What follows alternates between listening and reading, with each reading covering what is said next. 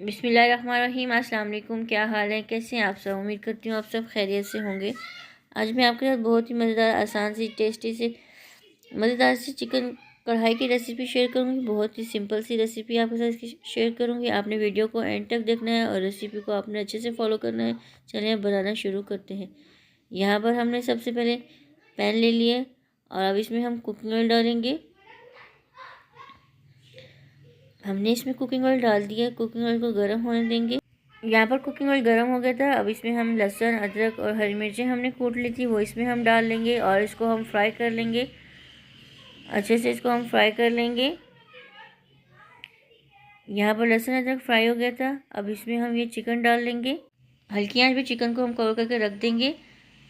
अब इसमें हम कुछ स्पाइसेस ऐड कर लेंगे। 1 टीस्पून इसमें हम ज़ीरा डाल लेंगे। 1 टीस्पून इसमें हम लाल मिर्च डाल लेंगे और 1 टीस्पून इसमें हम हल्दी डाल लेंगे।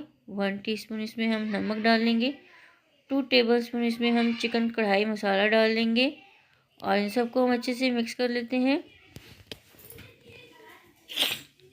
2 से 3 मिनट इसको हम मसालों के साथ अच्छे से भून लेंगे। इसको हमने अच्छे से भून लिया। अब इसमें हमने 4 से 5 अदर टमाटर कट कर लिए थे, वो इसमें हम डाल लेंगे और इसको हम अच्छे से मिक्स कर लेते हैं। इसको हमने अच्छे से मिक्स कर लिया। अब इसको हम कवर करके हल्की आंच पर टमाटर और चिकन को पकने देंगे। मज़ेदार से चिकन कढ़ाई बनकर रेडी हो गई है। बहुत ही मज़े की बनी है। अब इसमें हम हरा धनिया और हरी मिर्ची डाल लेंगे।